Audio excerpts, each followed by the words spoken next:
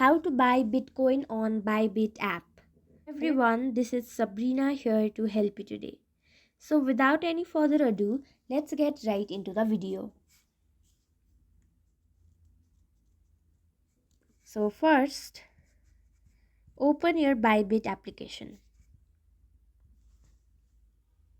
Now, go to home.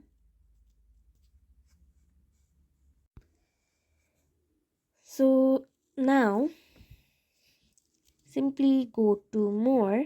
Sorry, you can also use the asset function feature to easily buy Bitcoin on Bybit app. Then go to deposit. Then simply select which currency you would want to buy and then select BTC. Select it, and after you have verified your identity, you will be able to buy Bitcoin in no time. So that's it. Thank you for watching this video. Make sure to like, share and subscribe to our YouTube channel. If you got any questions, comment them down and I'll catch you in the next one.